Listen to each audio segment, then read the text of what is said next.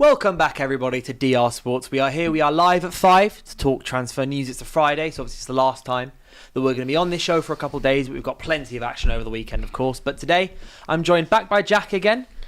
We're back on again. Yeah, back again, and another Arsenal fan in Laurie. So once again, it's me surrounded by Arsenal fans, as it is about 5 times a week these days on the show. And we're going to start with another London club, though. We're going to start talking about Chelsea. All right. So transfer news. Chelsea, in the last 24 hours, have agreed a fee of £40 million flat fee for Alejandro Garnacho from Man United, and a 10% sell-on clause also included. I assume that's 10% of profit rather than just 10% of total future sale, but it's not been clarified. They're also set to sign Facundo Buonanotte on loan from Brighton, who was at Leicester City last year, and they've lost out on Javi Simons to Spurs. So what's going on at Chelsea is they're signing more wingers. It feels like they've signed Garnacho about 3 times already this summer. And they've already signed Gittins, and Esteval's made his switch. So they've got wingers. And they've also agreed deals for like Quenda and stuff for next year. Yeah. So they've got loads of wingers coming in. But the Buonanotte thing, I'm assuming, is in reaction to not getting Simons. Because the idea has been reportedly at Chelsea that they're going to sign both Garnacho and Simons. Like they're separate deals. But Simons has now gone to Spurs, which we'll touch on in a bit. But so I think they've just got a stopgap, for example, before they bring in one of their many wingers on loan again next summer. Yeah, unless there's something more serious with the Palmer injury that we've not heard about. I mean, it didn't look like much, but to go and get a emergency loan from Brighton, someone who was rumoured to go to Leeds, there's got to be something more to it, surely, than... It's going to be a squad player, isn't it? Like I feel like in terms of who they're playing... On the right wing, Esteval's look good, and they've got Palmer, who obviously can play on the right wing. In the number 10, they also still have Cole Palmer, who's good in the 10. They've got Alejandro and Garnacho and Gittins on the left. They've got, well, not Nico Jackson anymore, but they've got, like, who's up front for them? Delap and Pedro. And Pedro can also play as a secondary striker as well. So they have options. So I think the Buonanotte thing is just a case of getting an extra body in, because they're gonna go for all 4 competitions again, and it's just the Chelsea way.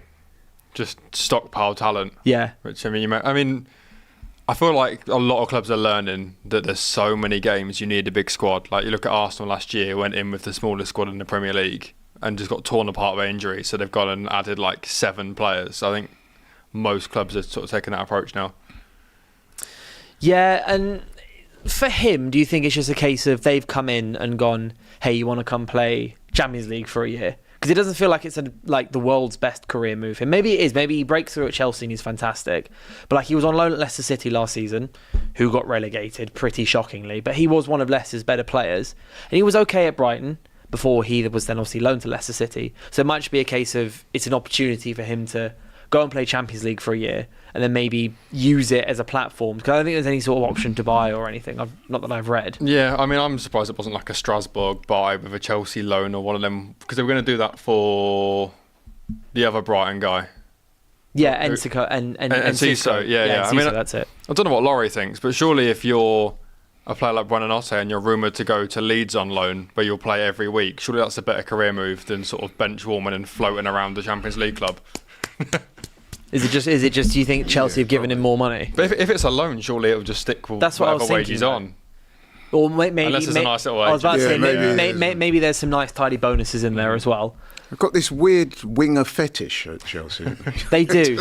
I mean, Maresca today in his press conference was asked about Garnacho, and he was like, yeah, he's somewhere in the building, because they've not announced him yet. But Maresca in his press conference went, yeah, I know, he's somewhere here in this building, I'm not quite sure where, but I need wingers. So he literally said today that he just needs wingers. And they've got enough wingers. I do actually believe, though, that is a good signing for Chelsea. 40 million for Garnacho. Yeah, I do. I think it's actually quite cheap, I think. It is. When you consider that sort of like your Alangas are going for 55 mil, if he wasn't being exiled by United and there was actually people fighting to get him, he's probably worth a bit more than that. I would say talent for talent, pound for pound, he's probably more talented than Alanga. In fact, I would say he is more talented than Alanga. Yeah, so for 40 million, I think that's a good move for Chelsea. Also, I think with Garnacho, I think he has something to prove. I think things didn't go right at Man United. I think a lot of that is down to him, because I think he strikes me as being quite an immature individual. And when I say that, I'm trying not to be too malicious when I say that. I've just seen things like this before with young players where his maturity level is not quite there yet. So Chelsea might be getting him at a good time. He's entering into that phase of his career now where he needs to step up. You've got World Cup year coming up for Argentina. I think that's quite a shrewd move from Chelsea, even though, as I said, they seem to have a winger fetish. It's a fee that I see as a very compromise fee. Mm-hmm. So United wanted around 50 for him. So he wanted 50 to 60 in January. But obviously that makes sense. Like when it's a key player in a January move, you always inflate the price because you go, you're buying in mid-season, so you've got to overpay. Chelsea then said no, but although Garnacho was open to the Chelsea move, or from Chelsea, and then we were like, okay, 50 million for the summer, and then he ended up being part of the exiled squad. He's not played, he's not fit, he's just been training alone at Carrington, or like away from the main team squad. So United have no leverage, or very little leverage. Is he one of the stragglers that Luke Shaw referred to? Potentially. What do they call it? The bomb squad, they call it.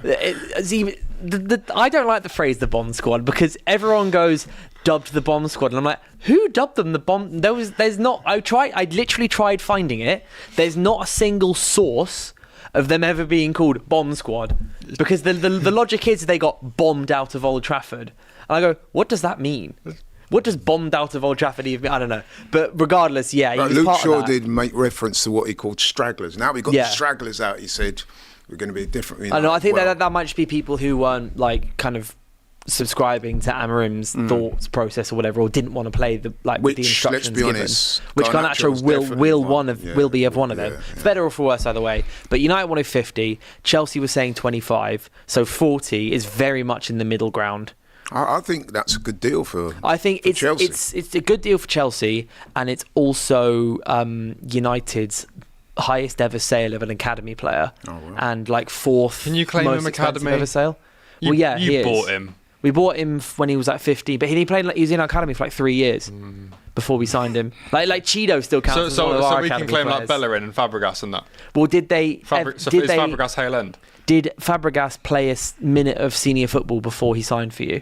I don't think so. So, for example, Ahmad. I don't think he played for Ahmad's Barca. not an academy graduate because he played for Atalanta, then for our under-21s. But Garnacho was Atletico under-14s to United under-16s. I'm claiming Fabregas then. Yeah. Well, you can claim for sure. in terms of PSR rules, it counts because his first minute of senior football was under contract for us. 200k? So you're What, for booking like Garnacho? 40 mil pure profit, Yeah.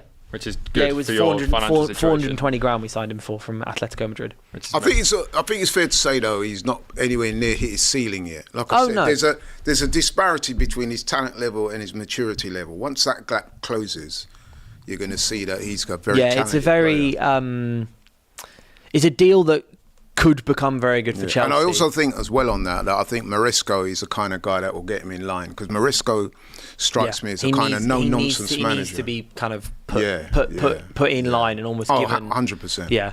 And Maresco looks like the type of guy that can do that. Yeah, no, it's for me as a United fan, I'm sad to see him go because it was when he was like an unproblematic substitute, his first and his second season, where he'd come on in the 65th minute and then just cause havoc. He just run. It's one of his traits that he has that's very good is he just runs and he runs and he runs and he runs and he keeps going and he keeps going. And when he was a substitute coming on like 18, 19 years old, it was fantastic. But it's just ultimately, it's not worked out. His issue at Chelsea is going to be similar to what it was at United, funny enough, game time, because we've already said his issue at United wasn't game time. It was the fact that he wasn't being played in the role that suits him best, which is right on the touchline. Right. Like, think about where Cunha plays now versus where Garnacho was playing. Garnacho was right on the touchline, which then blocked. I know you've spoken about this before. Is that he then blocks Dorgu, so then Dorgu then plays further back, which means our whole system ends up. But I thought he'd been quite public about not getting game time. Well, he didn't get game time in the final. Right. There was specifically he didn't start or come off the bench until too late in the Europa League final. Which, funny enough, I do agree with him about. It is true. So the whole situation, it is what it is. Dev has pointed out that Chelsea also have Paez. Kendry Paez. Paez, is that how you say it? Well, someone came out from his nation and was like, he has everything to be better than Messi. Which I think is a little bit. I think every nation says that about someone. But yeah, him and Esteval are meant to be. Yeah, it's just unreal. Chelsea coming out, Chelsea finding all these talents here and there. They seem to just spawn in every season. It's like a proper football manager. For finding, it's like going into the code and writing your own football manager regens and put them in your squad. That's what Chelsea do. But continue on Chelsea and kind of Tottenham. Tottenham have announced the signing of Javi Simons from RB Leipzig. I've got to stop you there. Sure it's official. Two things. One, all right. It's not Simons. It's do you want the hosting duties as well? No. I'm saying is I'm not having a go at you. But I've been told that. No, go on. A, it's Simons, and two, he now wishes to be known going forward as Javi. You've mentioned that before, actually. Yeah. So just Javi. Aside, I'm not having no, fair enough. So Spurs have announced the signing of Javi for 52.9 million, actually, I believe, good player, from RB Leipzig. And I'm just going to ask, for Tottenham, is that a better deal than the 60 to 68 million it would have cost to sign Eze? Yes. For Spurs? Yes. What do you think? Like, for example, would Spurs have been better off if they got Eze instead of Javi Simons? To me, I would rather have Eze as a player. However, I do think that is a very good signing for Tottenham. I think it's a fantastic signing. So I hope I haven't evaded the question because I've not answered it fully. But you pretty much did. I was asked, for Spurs, is it a better signing? And you said yes, pretty much. No, I'm not. No, you've been words in his mouth. Okay. All right, sorry, my bad. Go on, I'm a fully paid up member of the Eze fan club, even before he rocked up at Arsenal, so I was made up to get him. But in answer to the Javi question is, yes, I think that is a very good signing for Tottenham. I think he will definitely enhance their squad. He can play in the wing, he can play number 10, could score goals. He's operated at the top level for a long time. I'm sure, and I say this with a little bit of, grudging acceptance, that that's going to be a good move for Tottenham.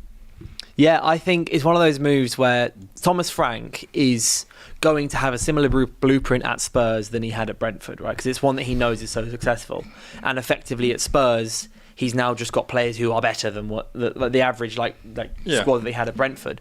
And Brentford under Frank, especially the last season when he had Mbeumo and Wissa, they were just destructive, is what they were. They would come out with hammer blows and just like come at you and at you and at you. And I think Javi, my bad. I'll get there in the end. I think Javi, just train me. Javi, I think, suits them and that very, very well.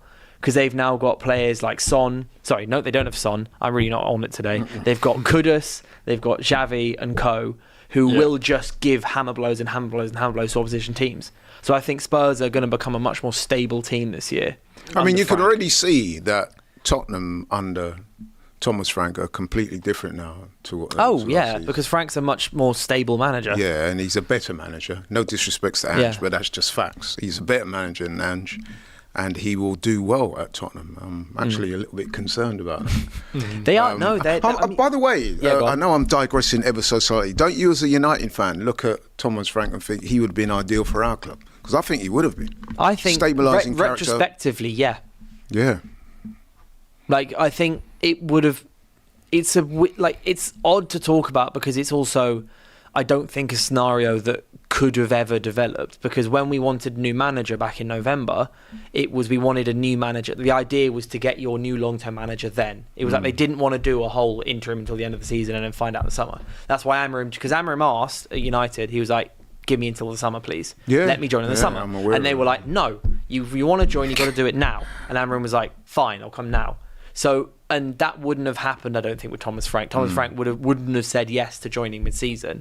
And then when it came to the summer under Amorim, they had the plans, and no one expected Amorim to get fired or sacked or anything back in May, even when we lost the final. Because the idea was, we've got the signings, we've got the plan, we've got everything. So there's no point, I don't think, where we realistically could have got Thomas Frank, unless it was when we sacked Ten Hag, when we won the FA Cup final. Right. The only other option would have been sack Ten Hag and then get him last summer.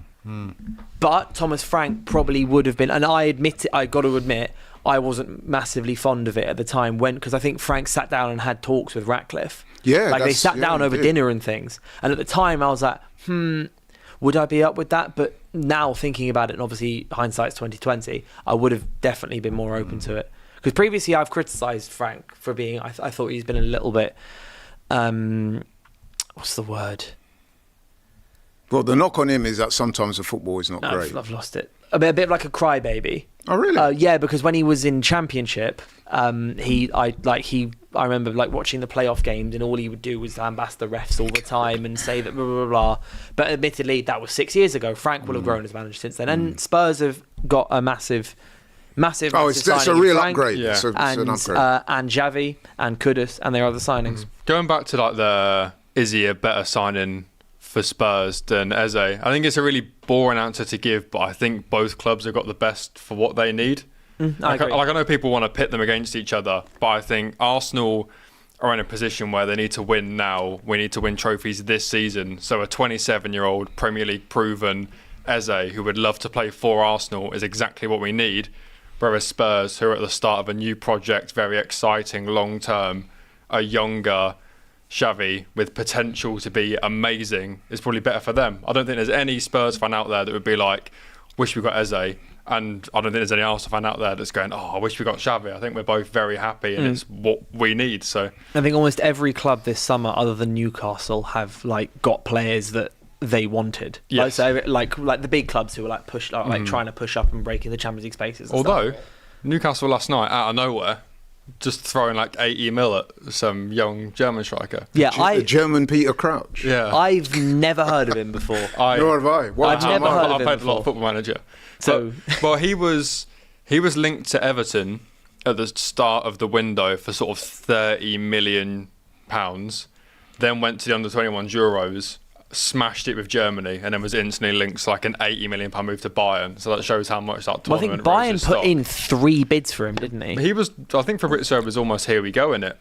Yeah, After the tournament, and then it just went really quiet, and now Newcastle out of nowhere have come in. So he's a really highly rated striker, did really well at Stuttgart last year, and that tournament has just inflated his price. But I think Newcastle are at a point where, with a week to go, Isak probably leaving, you've just got to bite the bullet. I mean, and in case anybody's wondering why I call him the German Peter Crouch, because if you look at him, he's really tall. 6'7". His legs are almost exactly like Peter Crouch's. He's just absolutely But he's actually huge. pretty skillful for a big, tall guy. Yeah, I mean, they have Gordon, Alanga, and Barnes on the wings, and then a 6'6" striker. As far as playing, Lewis Hall's got a whip on him as well. and Lewis Hall, good point. They've got a number of players. They've got a very strong midfield. Obviously, everyone knows Newcastle's midfield's physicality. Now they've got a massive striker up top, and three or four really hard-working wingers, and as well hard-working wing-backs and defenders. Eddie Howe's someone who needs a strong base. And although obviously he won't be there, he wouldn't have been their first choice option as a striker to sign compared to like when they were looking for Šeško and other players they were trying to sign. It's a good, like they've ended up, I think, potentially doing quite. It's the riskiest thing they could have done, but they had to. You think it's- But you it's think got it's a lot of risky? potential, huh? You think it's risky? Well, they're I slapping. think it's a no-brainer. They needed a striker. This guy- Signing a striker, yes, but when you entered the window, Newcastle wouldn't have gone, I'll tell you what we're going to do, we're going to spend 75 or 70 to 75 I million see. pounds. Yeah, he's not. on He this bloke. wouldn't have been their first choice, but the way That's things what I are mean. developing now, I think It's it's a no-brainer. risk they ended up need having to take because they've got no other choice. Yeah, and you're right about the template as well. If you look at who they wanted, it was a very tall, athletic Benjamin Šeško. Then it's Strand Larsen, who's got a bit of height about him as well. I know Visser was meant to be sort of the Callum Wilson replacement, Yeah. but he does seem to want a bigger, taller striker. So, I mean, he's very young. He's not that experienced. We've got a small sample size, but he's one of them ones where if it works and he lives up to what he's meant to be, then it's going to look like a bargain. And he'll have But- time at Newcastle. 'Cause Yeah. I think Newcastle are going to get given, in the media, etc., maybe their fans, they're going to be given some extra leeway compared to what they might have been given initially because their transfer window And I hasn't saw gone his to plan. highlight reel, and I know highlight reels are highlight reels. They can be deceiving just by nature. However, in that highlight reel, I'm sure you guys have seen it, there were some moments where you thought, wow, this guy, for a big guy, he's got some good ball control. He's Good feet skills. for a big man, or whatever Yeah. they used to say. Yeah. Jumpers for goalposts. Yeah. etc. So, and Eddie Howe is known for, doing well with players, getting the best out of them. So I think that's quite an encouraging Eddie sign. Howe's a very good floor raiser. He I think is, is a good he way is, to put it. yeah. Is he builds a good base and then grows players. Yeah, I rate him as a manager. Yeah, he's a good manager. I think he's also being a manager who went from League 2 to the Premier League with Bournemouth, and then stayed in the league with Bournemouth, and then made the step to Newcastle. And he's stayed with Newcastle. He's built Newcastle up to be a much better squad and club than when he joined it. I think it's credit to him, and he'll keep going. He'll maybe get the England job at some point, or he'll end up. And he was very disrespected as well. I think a lot of people were saying when the Saudis came in that it was we'll get Eddie Howe to keep us up, and then we'll go and get a big name to do the Champions League stuff. But he made that jump and has stuck with him. Yeah, I think he keeps going up. But Spurs have also, they made an approach for Manuel Akanji, but AC Milan have now, who have also been in the race for Akanji, I think I saw on my phone from Fabrizio, have pretty much sealed that deal. So he was linked to Palace as well, somewhere in Turkey. So Akanji. I'm surprised City are letting him go, because it's not like didn't City basically accept a bid for him without telling him? Yeah, because Fabrizio was like, £15 million to like Galatasaray, and he like replied to it and was like, well, I don't know about this, and then like a day later it came out from other journalists. And it's like, he's kind of just like, he found. Correct me if I'm wrong, but it's not like they've got an abundance of top quality defenders. No, they're quite depleted in that department. So why are you letting him go? Well, I think because they're going to rely. Who's the kid they bought in January? Well, Kusanov is very young and hasn't quite shown that he's ready yet. And then that Victor Reis they've loaned to Girona. So, I mean, the centre-back depth isn't great, especially when you consider how injury-prone John Stones is. Exactly. You are very quickly looking at throwing a Kusanov in there, which is it a bit Akanji is an established Premier League player. He's a Swiss international. In fact, he's even captained Switzerland on occasions. The leadership and just the physicality, apparently he's very strong, very quick. City letting him go like this is a bit of a surprise to me, but it's Pep. Because the question I'd lined up for you guys was actually more about Spurs, saying would it help Spurs become more defensively stable to sign someone like a 30-year-old centre-back who's got Premier League experience, like to curtail, after all, obviously the Ange Postecoglou madness defending that we saw last season. But obviously they're not signing Akanji, but would it still be worth, do you think, them going in and buying one more defender just to help shore them up? Yeah, I mean, Van der Ven is one of the best central defenders in the league. The problem with him is he's quite injury prone, isn't he? Yeah, he's got dodgy hamstrings and all the rest of it, so they do need backup in there. I know they signed Danzo, who is a good run-of-the-mill defender, but to me, Akanji would have been an upgrade on the likes of Danzo and people like that. So I guess as an Arsenal fan, I'm glad they didn't get Akanji. Yeah, and again, I think you're right about the whole going for experience, because they have that Luka Vuskovic, who looked unreal in pre-season. He got like 2 goals and an assist in his first game, but he is class, and they've loaned him out to Hamburg. So clearly they are thinking let's loan out the youngsters, give them regular game time and bring in some more experience, rather than throwing Vuskovic in if Van der Ven's hamstrings go. So yeah, I mean, they might, if they made an approach for Akanji that late, they clearly want a centre back, and and the Simmons deal, Xavi deal was already completed by the time they looked to sign Akanji. So it could be one to watch before the last couple of days of the window, is Spurs going in for an experienced centre back. Yeah, especially when Thomas Frank does like to go to 3 at the back in the bigger games. So if it is Van der Ven, Romero, Danso, they then don't have any depth if all 3 of them are on the pitch, really. So they probably do need another body in there if he does want to continue to do that, which he probably will. Yeah, just shoring up the defence is a good thing. So I want to touch on Crystal Palace as well, because I don't think we need to talk about Crystal Palace too much. Mainly when we've spoken about Palace, it's been to do with Eze. But Palace's transfer window has kind of finally exploded today. Yep. They announced the signing of Yeremy Pino from Villarreal. They want to sign attacking midfielder Christoph Baumgartner from RB Leipzig, according to Sky. They're looking to sign JD Canvo from Toulouse as maybe potential Gueye replacement. But Crystal Palace boss Oliver Glasner has said on Mark Gueye's future that he has to be a Crystal Palace player. It is not possible to find a Mark Gueye replacement who can play straight in the Premier League. Akanji might have been that. Yeah. Someone who can slot in, but obviously he's not going there. But Crystal Palace, after basically not signing anyone so far this summer, their market's suddenly exploded. And I think, now the Eze deal's gone through. I think we've got a bit of cash. They're looking to sign a centre-back. They've signed a right winger, and they want to sign an attacking midfielder. And they're in talks with Reece Nelson as well. And Reece Nelson. Which I think I think that's a more important signing than people realise, because I speak to a lot of Crystal Palace fans and they say that having a South Londoner in the team is really important for them, for the community. Like it was Wilfried Zaha, and it was Eze, and now that he's gone, they don't really have that sort of local heartbeat. So Reece Nelson could be that guy. So I think it means more. Eddie's from South London. Yeah, but Eddie don't really play. He's from Lewisham. I know he's got the number 9, but he's well. I hear you. Yeah. I think with Palace, they did need to make some signings, because, I mean, they were like hemorrhaging all their best players and not bringing anyone in. That's a sign that, you see what's happening with Wolves. Nouri. Yeah, and but I people think like that. Palace have much more talent than Wolves.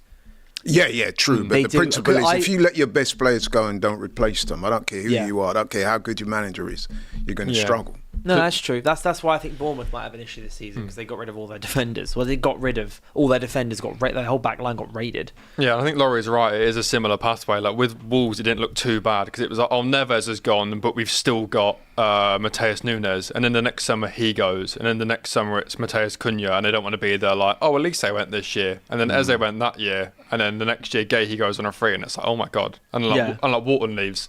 Yeah, well, Wharton's almost. And you're like, we've lost everything. So, Yeah. But Yeremy Pino is, a couple of years ago, we're talking sort of 80, 90 million, wonder kid, everyone wants him, one of the best young wingers, and he did his ACL.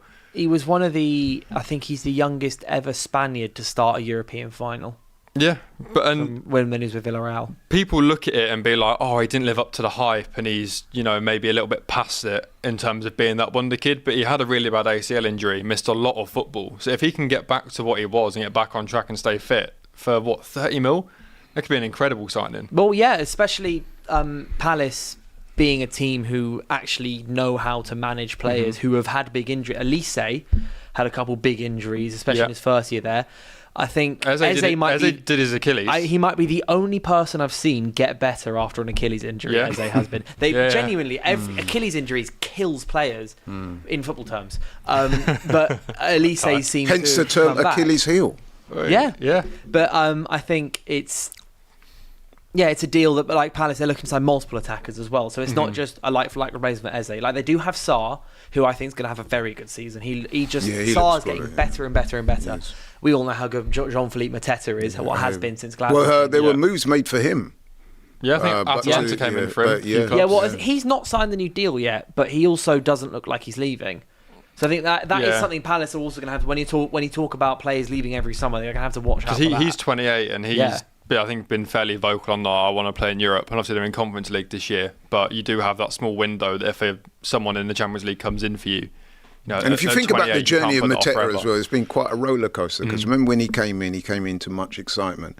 And, he had a couple of seasons where he just wasn't scoring. The fans were on his back. He was playing under 23s for them at one point before Hodgson came back in and Glasner came in. I think, and then he's turned it around, and now he's that kind of focal point, isn't he? Well, Mateta, I remember one of my good mates is a Palace fan, and he was basically at one point saying Mateta's the kind of guy you just go, oh, good job, buddy. Good shift, well done. And then Glasner came in and he scored like 10 goals in the last 12 games. Yeah. And he was stunning, and he's been amazing ever since. Because I remember, just very quickly, having a real pop at him. Kenya, who's in the production team, she'll know what I'm talking about. So I remember he scored, I think he went on some really long run without scoring, and he bundled in a goal, and he went to the fans and he started doing the whole ear thing. And I remember I had a right pop at him. But to be fair to him, after that point, that was almost like the turning point for his career, and then he's just gone up and up. So fair play to him. So and everyone wants a big, strong striker that scores goals. And it's helped when he started tucking his shirt in as well. Looking like Henri, and then he just turns into some man.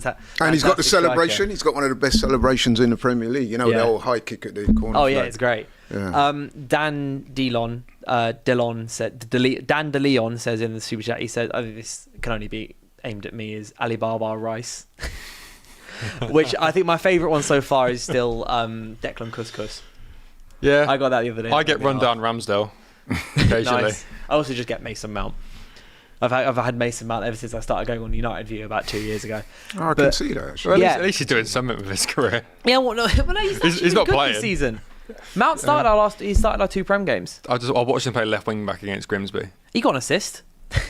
Okay, from a corner. Fair enough. From a corner. But just still on Crystal Palace, touching on Mark Gay, because obviously so Glasner's come out and basically just said he has to remain a Palace player. It's not possible to find as a replacement for him. Is that just media talk? Because realistically, if Liverpool bid the 35-40 million that Palace want, which they seem to be willing to do, and Gay has said he wants to go, and they're trying to sign but the issue has seemed to be that Palace need a replacement before they can sign, because they can let Gay go, and they're looking at JD Canvo.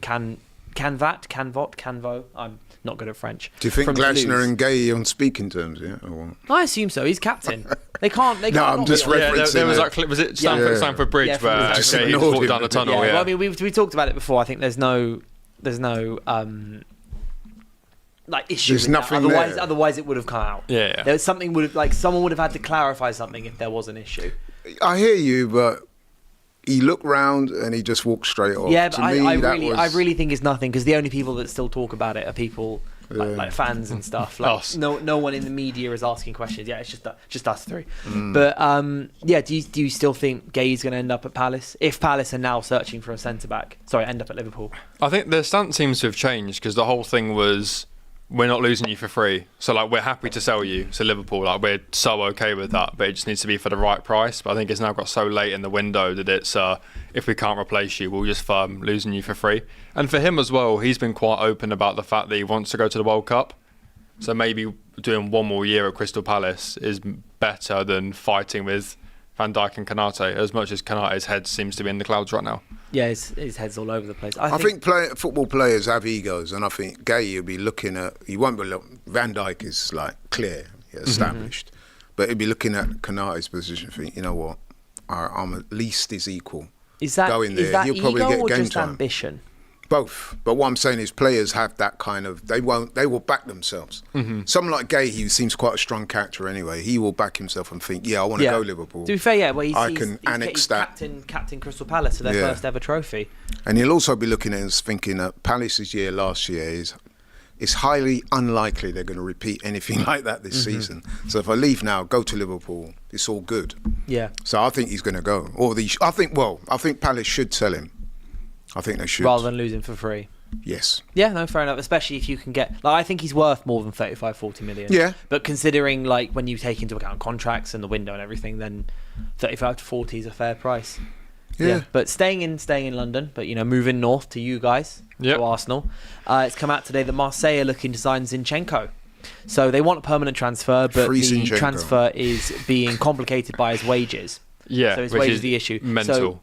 So I just want to ask, do you think Arsenal should, look to help out the deal by coughing up some sort of termination fee or something, just to give him some extra cash so the wages don't become an issue anymore, just so he can leave? Oh, we 100% will. I mean, I saw it the other day. It was something like he was on 20 grand a week or something at City, because he's on his first contract, and we bumped him right up to 150. So it's our own fault that he's on high wages, but...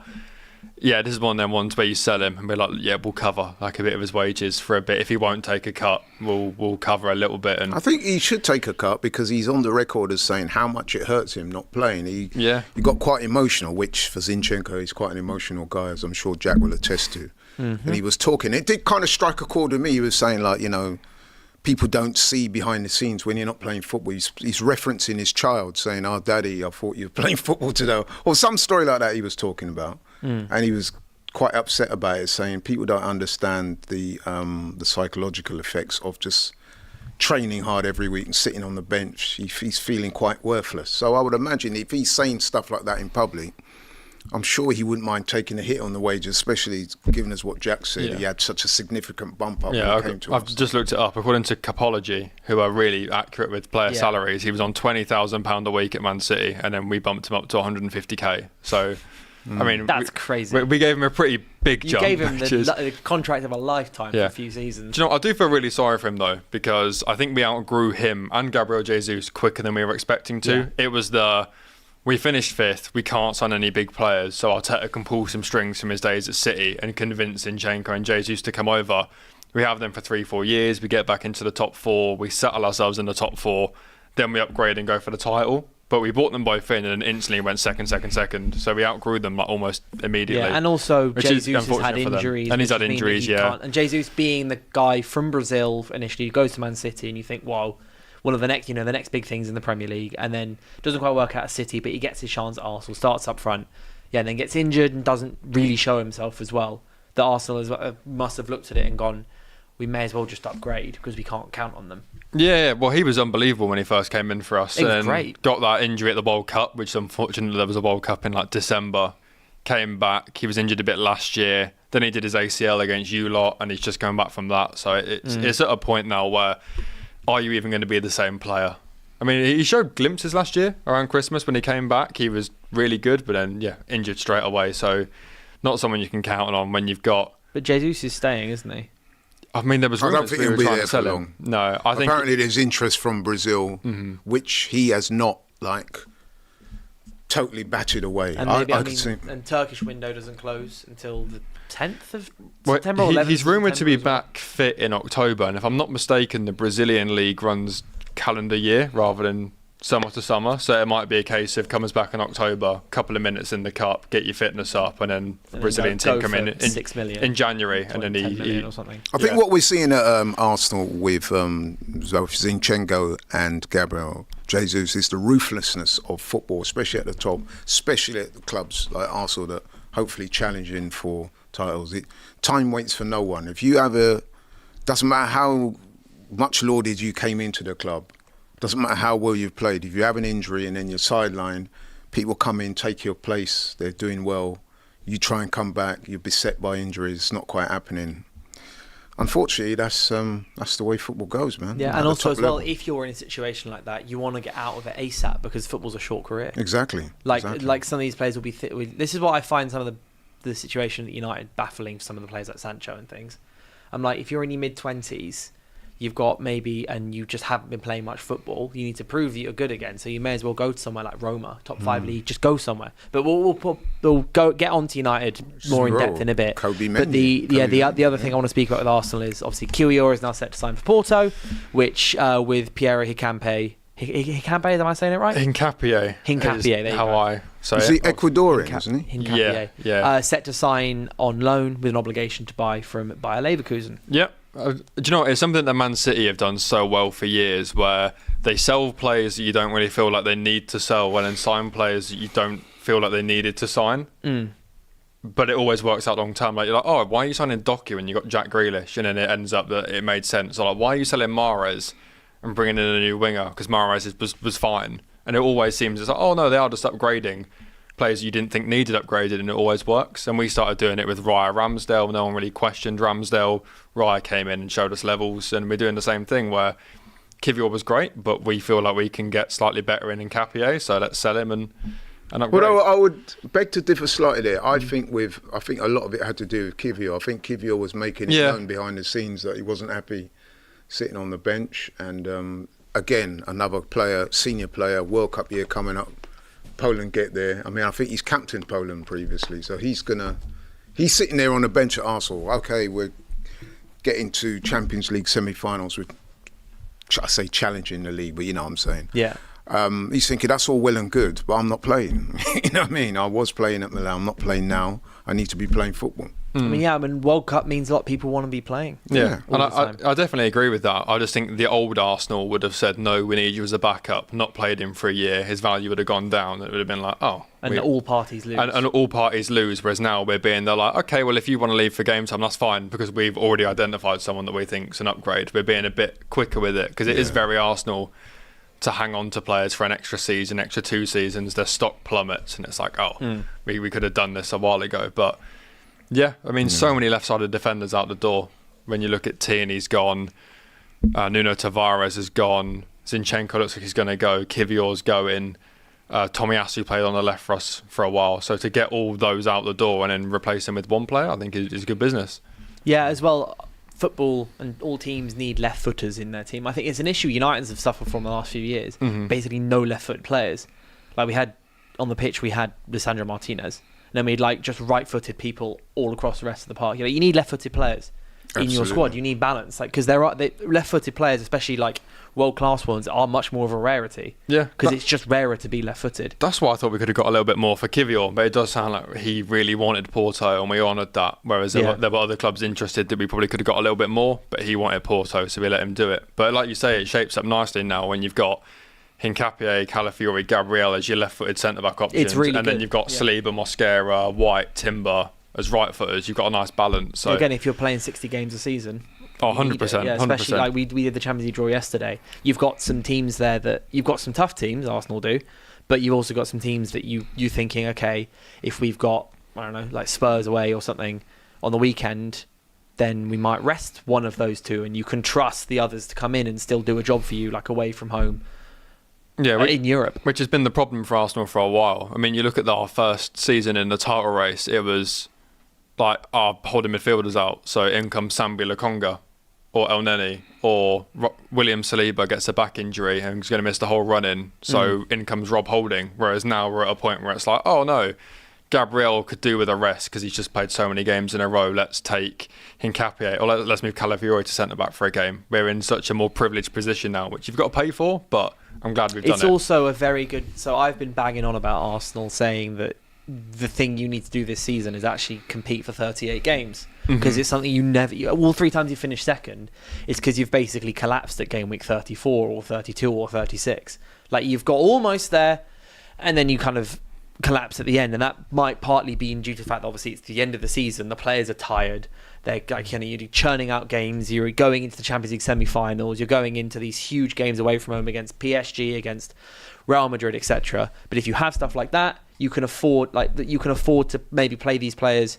Like Saliba could play 5 fewer fixtures this season, which means he's much better at the end, which will give you a much better chance of actually being there on game week 38. Yeah, I mean, I think the second season we won like every game in the second half of the season, bar a draw at the Etihad and losing to Villa. But I see your point, if we do seem to burn out. But like when I was saying, like last year I do mean the Villa game, for example. That was right towards the end, and you just let everything go with that Villa loss. And last year, because we were so busy focusing on the Champions League, and because we did have injuries, like we were rocking up against Crystal Palace and being like, I really don't care if we lose, just everyone please get through this game, like just survive, like please no one hold your hamstring. Whereas now we can be like, oh well, in comes Madueke for Saka because we want him for Champions League, but we've got a competent player to come in now, rather than can Kieran Tierney do a stint for us at left wing, please. And it's even stuff like, if you want to rest Eze, you still have someone like Trossard, etc. Yeah, just there to do a job for you if you need it. This weekend's a great example. We're going to Anfield without Saka, and it's like, oh well, Madueke could play there, which is nice. It's not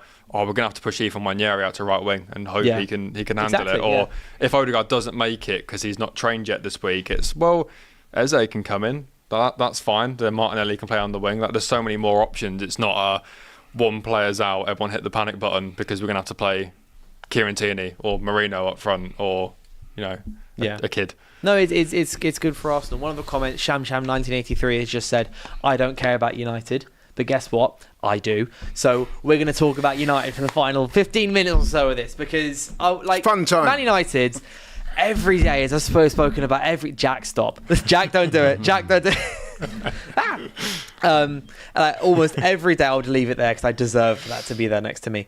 I've been speaking about Kobbie Mainoo every day this week. You've been here a lot of the times, and I've been crashing out about Mainoo and everything. And last night I was literally just about to go to sleep, and I thought, like when you check your phone like one last time before you put it away. I think I texted you within like 38 seconds. And then I look at it, I see the tweet, and then I just see Jack Davenport, and then a few other texts being like, can't believe this, lol, blah, blah, blah. And I'm like, what's going on? And I scroll a bit further down on my iPhone, and it's just exclusive. Kobbie Mainoo tells Manchester United he wants to leave on loan. I'm just, I think you might have called this a few days earlier as well, saying that he reckoned he might have wanted to go on. I remember saying I don't think he would do that, but he did. But so he did, and I don't blame him. Listen, I mean, we know he's a very talented player. For whatever reason, the manager appears not to. Although I listened to Amorim today, he said, no, of course we want him to stay. He's an important part of our team. But listen, actions speak louder than words. If he's such an important part of your team, why have you not been playing him? The young lad. Before all this, he was very highly thought of at United. I mean, he scored goals in cup finals and people were lauding him. He's made his way into the England team. All of a sudden, he's not getting any game time. He's probably thinking, if I don't start playing football soon, not only will my skills deteriorate, but I've got no chance of being on that plane to the World Cup. I don't blame him. I mean, we spoke earlier, didn't we, about, you have a short career, you need to make the most of it. Yeah, for sure. I don't think he's done anything particularly malicious. For anyone who might have missed it, I don't know how you missed it, but if you have missed it, it's David Ornstein says that Kobbie Mainoo was asked to leave Manchester United on loan for game time, but United have blocked the move. Amorim said publicly today that he wants Kobbie Mainoo to stay, and everything coming out of United says that he's still a very valued member of the squad. They expect him to stay, and they expect to keep him, and he will just fight for his place alongside everyone else. Mainoo was not called up for the latest England squad, which came out today. And Thomas Tuchel spoke about it. He was asked about Mainoo, and he basically just said, game time. It's effectively what he said, but he was like, Mainoo's an incredible player. There's no denying that. I don't think anyone can deny that Kobbie Mainoo is a super, super talent. Even though he picked Jordan Henderson when he wasn't playing. But and Mainoo feels a lack of game time at United will block his chances of playing at the World Cup. But what I want to ask is, so Kobbie Mainoo, he said, as far as David Ornstein's reports go, that Mainoo has zero desire to cut ties or sever ties or anything with United. He's a United fan, born in Stockport. He's only ever been at the club, and so I think it's purely he's going on loan or he wants to go on loan purely just so he can play and he can, because you've got to remember he's 20. That's right. 20 years old. So Toby Collier in our squad is 21 and he's gone on loan to West Brom. Kobbie Mainoo is obviously levels above Toby Collier, but he's still at an age where a loan is actually very reasonable. It's just you forget about it because you forget that Kobbie Mainoo is 20 because he's already done the England debut and playing in World Cup. Carabao Cup, playing in European finals, and then he's played for United in European finals as well, and he scored in the FA Cup final. He's scored wonderful goals against Liverpool, away against Wolves, and crazy goals against Lyon. So you forget that he actually is still a kid, effectively. He's 20 years old. So, and I get it completely, and I really understand it. But I want to ask you: part of what in his mind is he's just thinking, I need to outlast Amorim at United. That's exactly what I was going to say. That's why I texted you straight away. Yeah, because you did mention this to me. Is that he might be thinking, if I go on loan, I can play for a full season, go to the World Cup, and when I come back, there's a new manager playing 4-3-3, and I'll slot straight in. That's exactly what I was thinking. Because when I first saw it, and I saw he's exclusively asked for a loan, I thought, Amorim plays 3-4-3. He's publicly said he's never ever going to change that, and it's also abundantly clear that Kobbie Mainoo doesn't fit in his plans for that formation unless he can somehow get in ahead of Bruno Fernandes, which isn't going to happen. So surely, if you know that he's the long-term manager, you'd say, look, I might as well just leave and have a career elsewhere. So to exclusively ask for a loan, and only a loan, for me screams, I'm going to go play football for a year. When I come back, you're not going to be here. I'll have had a nice year of football, a World Cup, straight into a 4-3-3. And then almost everyone but Amorim wins. Yeah, and everyone wins. Yeah, because Mainoo will have another year of football under his belt. There's a lot of United fans I saw this week that were like, please make sure you're on the right side of history. Like, don't back Amorim if it means that Mainoo's going to leave. Like, if you're going to have to pick a side, like, I'd rather sack Amorim and keep Mainoo than back Amorim's decision to not play Mainoo if it means he leaves. Yeah, I've been very okay with all the actions United have taken so far with respect to players who we want to keep and players we want to sign and players we want to let go of. But Mainoo is very much where I've drawn the line on this. I remember crashing out about it when it all first came out a few days ago. Well, we're on stream. There's a video of me screaming into my hands.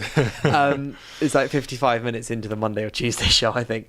But like the Rashford thing, I can understand it and I will back it and I'll kind of that's fine, you do that. The Garnacho thing I think is objectively the correct decision. Same with like Malacia, Sancho and Anthony. The extent that it's got to with the whole Excel squad and they've still not left, but United may sanction about 100 million in sales in the next 2 days, which is mad because we've sanctioned 0 so far. But it's the Mainoo one where I'm like, there is no way. Like the club have said, like some of the comments are saying, the club have shut it down. The club have gone, no, you're not going. Yeah. Like that's when the reports came out. It wasn't that Mainoo's asked to leave and the club are now considering deals, blah, blah, blah. There was some weird report from the Mirror today saying that Mainoo's asked to leave permanently and he's asked us to accept a bid from Napoli. Am I losing my mind, or is he your best first team academy graduate? Because don't you have some streak of like always having an academy grad in the squad? Yes. Yeah, so if Rashford goes, is he the staple of it, or am I missing a really obvious name? No, he is. Yeah. It's him and Tom Heaton are the only two people. I'll tell you what I found interesting about that as well. So when this subject was first coming up, I'm pretty sure the talk was Mainoo's not asked to leave, but he's said to be open to. Yeah. Remember, those were the words that's been used. Now it's moved up a level to he's asked for a loan. What it was Mainoo was open to leaving, and that was made clear. I can only assume through agent talk, like through agents telling people or like putting feelers out saying, by the way, this might be a thing. And then there was a meeting yesterday. There was a meeting yesterday afternoon where Mainoo, Amorim, the directors, Mainoo's agent all sat down and they spoke about Mainoo's future. And the conclusion was part of the meeting was Mainoo then formally said to the club, I would like to go on loan because I think it's the best thing for me. And the club have just gone, no, you're not going anywhere, which I'm happy about. I'm happy Mainoo's staying, but I really hope it ends up in Mainoo somehow playing. Yeah, that might put a bit of pressure on the manager now to play him, especially in the light of the result against Burnley. I hope so. I mean, Amorim's just said, all the players fight for their spot. And Mainoo put in a performance against Grimsby, despite the fact that we lost that game in the end. Mainoo's performance against Grimsby, I think, was more than enough to warrant him staying in the starting 11. Like when Ugarte came on and Casemiro's 2 performances, I don't look at that and go, oh, Mainoo didn't do enough to start over them. But we'll see what happens tomorrow. It's put the manager in a bit of a sticky situation because it really got the game against Burnley. I think if he doesn't play him, I think people are going to say, look, here we go. Situation, to be fair. And then if he does play him, people say, oh, he's bowed to pressure. Yeah, like I reckon it's Amorim's doing this more than it is Kobbie Mainoo. Like all Kobbie Mainoo's done is gone, I want to play. He's not thrown his. But he's been quite clever about it because he's not actually demanding a move. He's not doing an Isak or a Wissa. Well, I think because he doesn't want to leave. Yeah, I know. At the end of the day, it's motivated by I'm going to do all I can to long term end up at United and stay at United. Yeah. Which but is what I'm he saying wants. is he's exercising player power, but with not the most egregious elements of it. He's not come out and slagged the club, the manager. He's not said, oh, you know what I mean? You know what I'm saying? Yeah. But he has made it clear that, listen, man, I want to play. What do you think the solution is for him at United? Is it can he work with Bruno in that midfield too, or does Bruno have to move into one of the forward slots? I think the ideal scenario for him is Bruno moves into one of the 2 slots. Or the ideal scenario for goes Mainoo into one of the specifically is Cunha and Bumo slots. Yeah, is that Bruno plays in one of those slots and they slug it out up there rather than Bruno compete with Mainoo, Ugarte and Casemiro for those 2 positions. But I think he can play, not against maybe the big teams. So if we're playing Arsenal, if we're playing Man City, if we're playing Spurs away or whatever, probably don't start Bruno and Mainoo. But I don't see why, if the team play well, those 2 can work together. So maybe it's a case of Amorim still doesn't trust the rest of the team to play well enough to then play the 2 of them together in midfield. Aaron has sent a super chat, big up Aaron, although I'm pretty sure that's a Grimsby logo. And he said, can we play Man United again? He said, can we play Man United again this weekend? All jokes aside, Man U showed great spirit that they can compete in League 2. It's so funny because I'm never gonna live this down. See, my girlfriend's from like near Leeds, like not far from Grimsby, and she never watches football ever unless I'm watching Arsenal, and she was so into that game. She was like, Grimsby are playing. She was shouting at the TV, her voice was going on Northern, like it was a great night. Yeah, it was not a good night. I disagree entirely. But the last question I want to ask is, so United play tomorrow against Burnley. What should Amorim do next? Let's say he wins against Burnley. What should he be doing next to try and stay in this job? Or is he already finished at United no matter what happens against Burnley? I think both things can be true at the same time. I absolutely believe, and I said it on DR Roundup show yesterday, that I think United will beat Burnley. They'll probably beat them comfortably. But then that won't tell the whole story because that will suggest to me that, a bit like when they played Arsenal, these players will play certain games and they will look a certain way. Mm-hmm. That's because they can be bothered to get out of bed. You know what I mean? Other games, like the Grimsby one, they showed that they couldn't give a toss. And that is the problem. I think Amorim has lost the dressing room. The players have played for themselves, not the manager. So, in effect, he's a dead man walking. He's a dead man walking.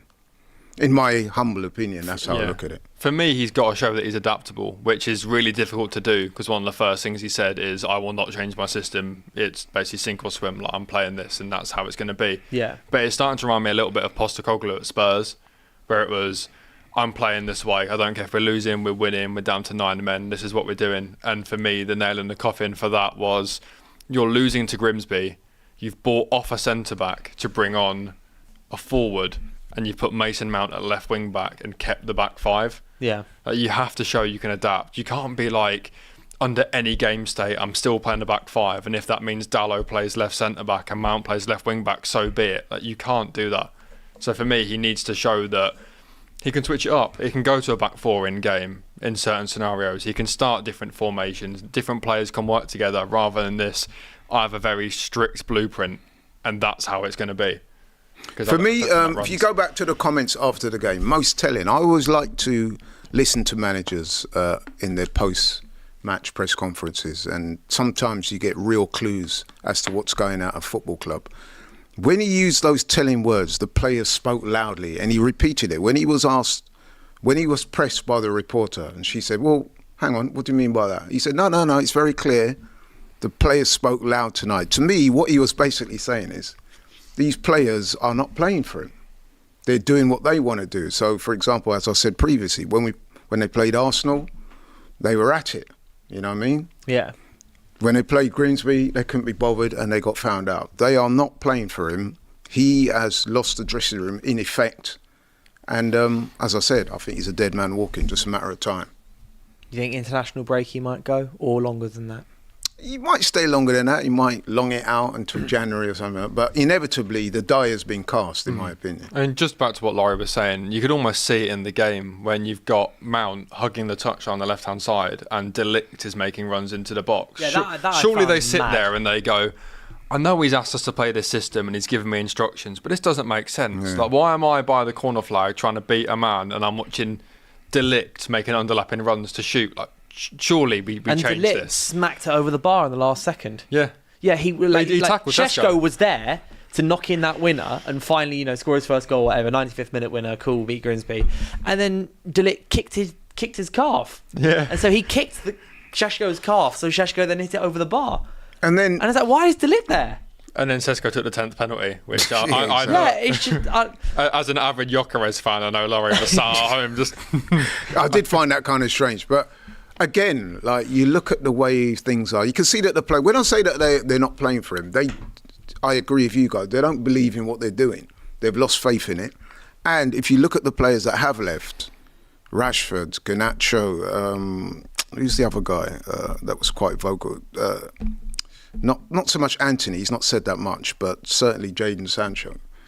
There's always beef there, isn't there? There's always comments made to the effect that things are not right at United. Well, I think the Sancho thing is very specific to Ten Hag. I don't think that can be okay, take him out of the equation, but everyone else is kind of I think with the point dropping you're little making, bombs. it's just the Garnacho thing. Like, Anthony was always on his way out. Sancho was always on his way out. Malacia was very quickly, it was seen that he just didn't fit. Garnacho is the one where I think you have a point there, where it's gone, clearly something's wrong. But who's come out at United? Even the guys that are there at the moment, maybe Luke Shaw a little bit, has come out in fulsome praise of the man. No. Absolutely, this is the right system. We're playing for him. It's all good. Well, a lot of them did in pre-season, but also United were very, very, controlling with media. So most of the stuff that came out came out was via United's channels. Right. So it's hard to explain and say everything that they said was correct. But a lot of them did say it. And yeah. I do think the idea that they've all given up, I think, is a bit over dramatic. No, I'm not saying they've given up. What I'm saying is, they don't believe in him. Yeah, I'm saying that a bit like you don't believe in the system. If you look at the way they play, you're looking at players. I can hear that though. Yeah, I think they might still believe in him, but they might be So when he's saying, they've spoke very clear, it might be that the players have been saying, why am I doing this? Yeah. I don't understand. And if he's going to stick with that, what do you think is going to happen in time? He'll probably get sacked. Which surprised me so much, because I backed you to finish quite high in pre-season, because I looked at your recruitment and was like, Mateus Cunha has been very vocal about how he really likes Man United specifically. Like, that's who he wants to play for. And Mbeumo kind of the same. So I was like, well, you've got players that actually want to play for the club. I think United have had a history recently of it's just high wages. They're not that fussed about it, particularly being Man United. It's just a big move with a pay rise and they'll just want to play well there. But you've actually recruited players that want to be specifically here, so to see it this early sort of unraveling is baffling. I think that there's because the thing is, as well as realistically, there's also so much time to fix it still. We've got 1 point in our first 2 games in the Premier League. There's 36 to go, but it's just that the signs aren't good. Final question I want to ask. Do you have belief that he can turn this around as a Man United fan? There's a way he can, but it involves playing 4 defenders instead of 3, and I don't think that's going to happen. So the odds of us getting better in what we're doing right now are minimal. There are some small wins he can make, such as playing Mainoo and adjusting things here and there, which would really, really solidify us much more and I think make us better than a lot of the teams in the league. so we just beat them by having better players. But he's not doing them, and that's what I think is mad. And that's why I think if he doesn't, it's only going to go one way. Well, there's another case study in the Premier League. Graham Potter loves playing a back three, and he's doing it at West Ham with two midfielders that are fairly slow, don't suit the system, and they are a disaster. Yeah, exactly. Yeah, they've got Ward-Prowse playing as one of two midfielders, and like as great as he is when the ball isn't moving, when the ball is moving, he's not quite. And it seems like when I say small wins, it's just stuff like get Bruno Fernandes close to the ball or play split strikers. Kind of like these things, which are like they're not like in effect they're not hugely different. We're not asking you to change. We're asking you to compromise. It's like split strikers. You still have they're both kind of inside forwards-ish because one can drift out, the other one can drift. And Cunha, Sesko, and Mbeumo are three players who all three of them, if you paired either of them together, would work well together as split strikers. Like they really would. I think if you look at it, and it's just these little things where I'm like, make these little changes. If we go north of the border, I think Russell Martin's have a similar problem at Rangers. He's rocked up there. He's trying to get him to play a certain style. And at the moment, it's not working because he just doesn't have the personnel in which to do what he's trying to do. He had that same problem with Southampton and ended up getting sacked there. So, yeah, man, it's one of them. Managers will tend to want to stick by it. And I get it. They have a certain identity, a certain DNA of how they want to play. But like we said, we have to be a little bit adaptable as well. Yeah, and it's like we'll find out if he makes any changes against Burnley. And if he doesn't, I reckon he might get told he has to in the international break or he's gone. I think because Sir Jim Ratcliffe, Omar Barada, our director of football, and director of football is Jason Wilcox, CEO Omar Barada. They're very hands-on, and I think they might say things to Amorim and be like, "You've got to do some changes." Well, listen, I think you beat Burnley. You're I at hope home. so. I've tripled up on United players for FPL. Listen, you'll beat Burnley. You're at home. There'll be a backlash. The fans will turn up there and they'll be expectant. The players know this. They're not stupid. You'll beat Burnley, but even if you beat Burnley, to me that doesn't solve the problems they have. I've got one more quick question for you two. I just want to know what your score predictions are for the Liverpool-Arsenal game. I'll start with you, Jack. I've said all along, every time we go Anfield, it never lives up to the hype. It's going to be a really boring 1-1. We're going to score from a set piece. They're going to pull out a bit of magic, and then we're just going to walk away and shake hands. First? You think you score first and then Salah breaks through at the 75th? Literally 2 years ago, Gabriel scores from a set piece really early. Salah twists up Zinchenko in the second half and we walk away with a 1-0. I could see it being like that. Just where just two people cancel each other out. We're defensively really good, but haven't shown yet that we're amazing going forward. But hopefully it changes with our new additions, whereas they are amazing going forwards, but have shown they're susceptible going back. So is it the irresistible force, immovable object, and we just sort of...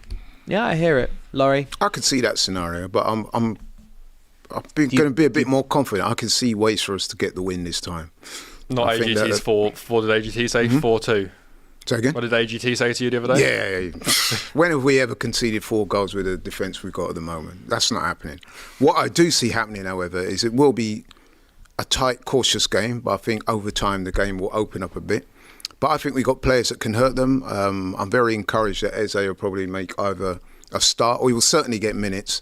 And I think we've got the energy and the belief and the vibe right now to go to Liverpool and get a result. I've seen Liverpool's first 2 games, and yes, okay, they come through them, they got the wins, but they weren't overly impressive. And I do think there are pathways there for us to get a victory. So I'm confident.